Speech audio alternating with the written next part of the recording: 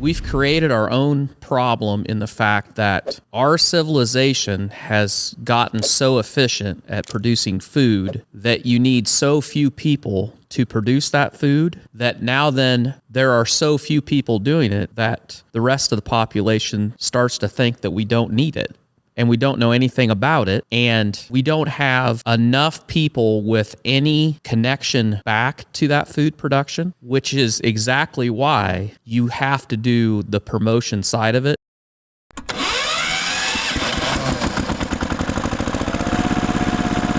Welcome back, everybody, to How to Farm.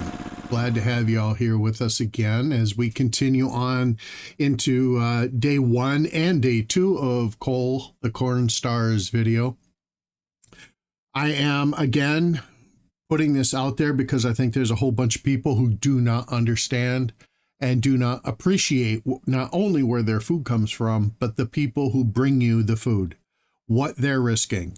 Again, he has already estimated that he's going to lose he and his farm are going to, his family farm are going to lose $500,000 this year, and still goes to work and still makes payroll and still buys the equipment and the things that he needs to buy to make that happen. So why don't we go on ahead and get us moving and continue on. Oh boy, it's windy. Let's see if I can do this without getting hit by Zach.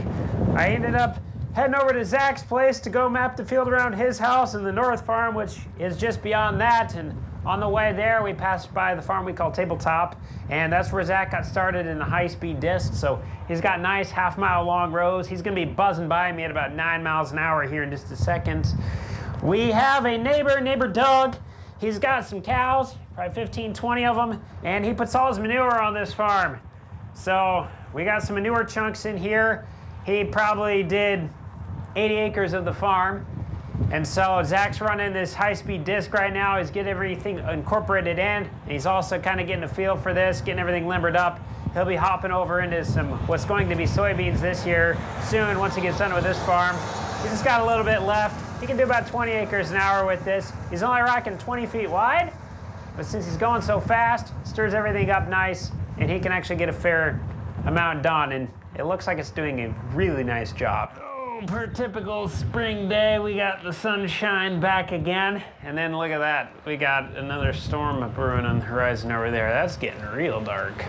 It's kind of interesting how it's coming this way, but the wind's going that way. Weatherman Roman, would you care to report on the situation? 50-50. Thank you, meteorologist Roman. You can't go wrong with 50-50. It's like you expect, but hope it's not gonna happen. By golly, take a look at this. Roman was right. The sky is expelling liquid snow. You guys saw the same weather forecast I saw this morning. They were talking a 30% chance of rain, and when I looked at it literally 5 minutes prior, there was no chances of rain. The older I get, the more I realize I'm like my dad. I went into the bank, got everything taken care of, and then I start talking to everybody, and then I talked for over 30 minutes, 45 minutes.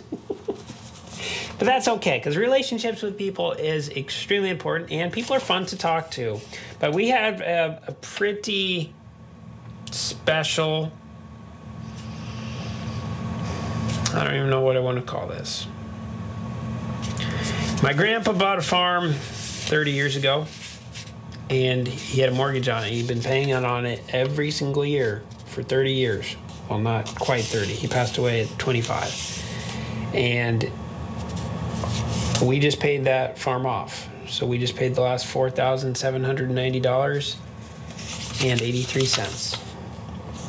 So one of Grandpa's farms is paid off. That is special and really cool to see. Welcome back to the farm. It looks like they got both of the oils changed in the sprayers. Those are ready to go, or at least sprayer number 2 is, and they are tearing into the semi-trailer, it looks like.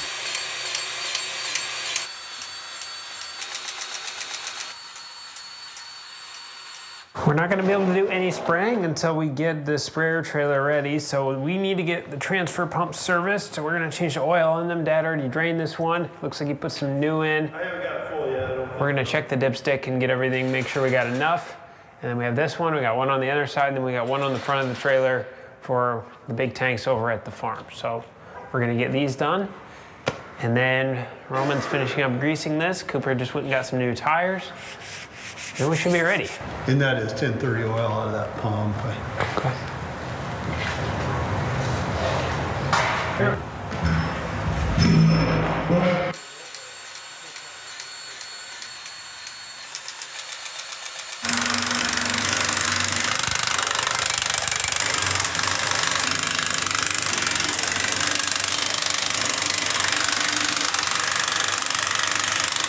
The rain last night actually worked pretty good because it allowed Cooper to be able to come in here, help get the semi-trailer done while I was off at the tax appointment. Sounds like Zach went to our most southern farms, which is Mary Lou's. They didn't get as much rain over there, so he got started a couple hours in the high-speed disc. That is soybean stubble over there, just like tabletop. So he got started working on that. But now that we got this trailer done, I think Cooper is going to try to hop in the real disc and start working some more of that ripped ground. We need to get a buffer ahead of the sprayer, otherwise I'm going to be caught up to the real disc in about an hour and 30 minutes with what we have done at this moment. So hopefully he can get a pretty good run here yet tonight. I'm looking down there now. I don't see him in the real disc. Maybe he's going to see how dry it is. This is a prime example of why we try to do things the night before we're actually ready to run, or you have a test run before you're ready to fully go. We just put 2,500 gallons of water in. We immediately noticed right here, we have an O-ring that somehow broke over the winter time, so it's dripping water. You can see it dripping down all over everything. Right now this is just water, so it's not the end of the world, but when we get 32% nitrogen, it's really corrosive. If it was doing it during that, our trailer would get all rusty and stuff, and it makes everything all sticky, and it's just a big giant mess. Looks like we found a 3-2, and it's the furthest one in the back. That's usually about how it goes. Every year we say we're gonna get started earlier and earlier, and we're gonna have everything 100% ready to go, and every year we run into stuff just like this. We plan to head on more things this year, but then it's just like, seems like something else comes up. But we're getting better at identifying the things we need to make sure we have checked off before we put things away. So then hopefully as time goes on, we won't have these issues because we will have already learned our lesson and made the adjustments we need to make earlier. So that way when we get going now, it's automatic. And I should probably move so I don't get ran over. Dad's gonna back that out. He's gonna put some diesel in the John Deere, and then that should be 100% ready to go. Ah, the smell of a 1980s diesel tractor. I don't really wanna move both of these boxes individually, so I'm hoping I can just lift the bottom one, which will move the top one. Which probably isn't the safest thing in the world, but we're gonna try it. Okay, we're not going to try it. That thing weighs like 2,500, 3,000 pounds. I guess I don't really need that flipping off and landing on my lap.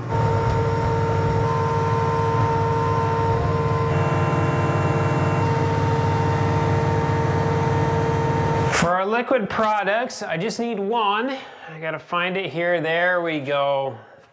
This one, the one that smells like rotten eggs that sat out in the sun for 4 days straight. This stuff smells terrible.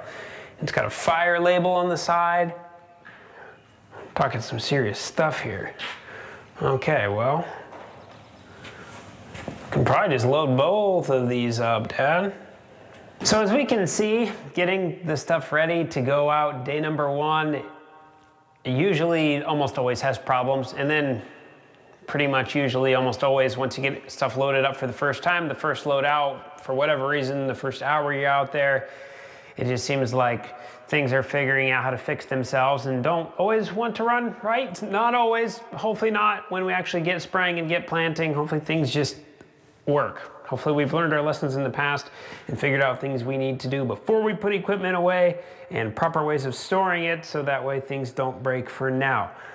But usually you learn something new that you didn't know before. Zach worked today, Cooper worked today, Roman worked today, Dad worked today, and I worked today. We all basically had 12-hour shifts, so we'll call it 8 a.m. to 8 p.m. That's 60 man-hours between all 5 of us, which comes out to $1,200 of expenses today. We also paid off that farm note, which was $4,700. So we are at a $5,900 expense for today, and we made Zero money. So this was day 1 and day 2 of getting things prepared to go out into the field. Tomorrow we should be ready to spray and we should be ready to plant. So with that being said, I'm gonna go inside, I'm gonna get a bite to eat, I'm gonna shower, and I'm gonna go to bed because we have a hard charging day tomorrow. So this is all we got for today. Thanks for watching. We'll see you in the next one.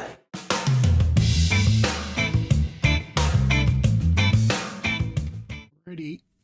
That's going to conclude it for today. Again, I left in his plugs. I want people to be able to go there. I want people to be able to go to his YouTube channel and be able to watch ahead, watch behind, see all the stuff that I didn't pick up, because a lot of it is also entertaining. And really, I'm more interested in the cut and dried, I guess, of the situation. And the situation is, again, we don't appreciate, among other people. I mean, it's not just farmers. It's also truck drivers. It's also ship drivers. It's ship pilots. It's also airline pilots. It's a whole bunch of labor people who are the ones who functionally keep us moving, who aren't getting any sort of appreciation, and quite frankly are honestly having laws and regulations placed up against them to prevent them from doing the things that they do to support the rest of us.